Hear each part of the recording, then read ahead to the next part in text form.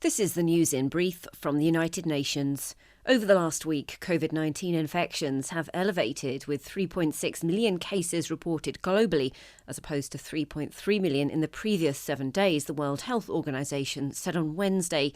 In its weekly epidemiological update, the UN Health Agency noted that infections in Europe had increased by almost twice the global average. The announcement followed a WHO warning that Europe could see more than 2 million coronavirus-related deaths by March.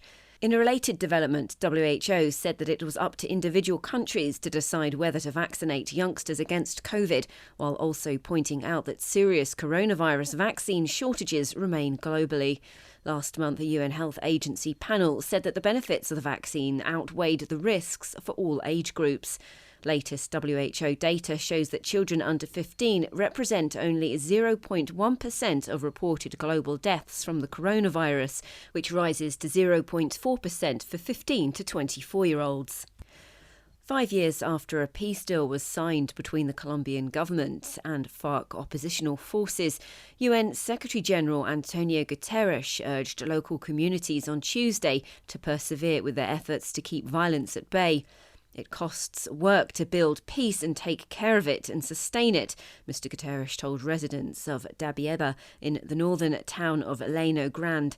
He added, however, enemies of peace remain. Since 2017, more than 300 former combatants have been murdered and almost 500 rights defenders and civic leaders have died in violent attacks throughout the country.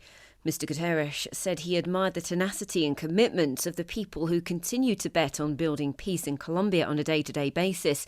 He also warned that ensuring their security is vital to consolidating peace. UN Special Envoy Hans Grundberg wrapped up an official visit to Cairo on Wednesday as part of the ongoing bid to bring an end to fighting in Yemen. In a statement, Mr. Grundberg's office said that he had held meetings with the Egyptian Foreign Minister and the Secretary-General of the League of Arab States. His diplomatic push for peace comes amid renewed serious concern for the people of Yemen's northern Marib region. The UN Migration Agency, IOM, warned in a new alert that active front lines have shifted more in the past 2 months than at any time this year.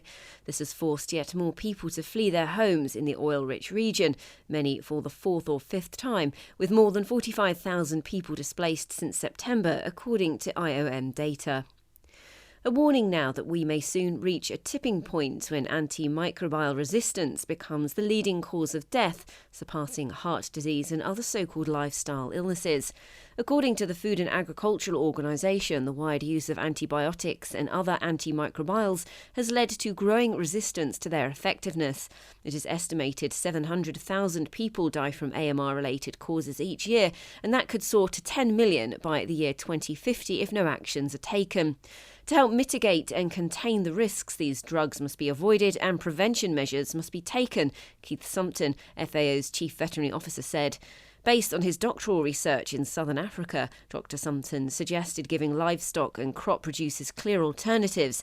This includes good animal hygiene, nutrition and good soils, as well as good genetic selection. High-income countries could also help less developed countries take a more progressive approach to crop protection, while providing resources to encourage farm-level biosafety and biosecurity. The use of alternatives to antibiotics, such as vaccination, probiotics and prebiotics in feed, may reduce the likelihood of AMR. The goal is not to eliminate antimicrobials, but to preserve their utility, said Dr. Sumpton. Katie Dartford, UN News.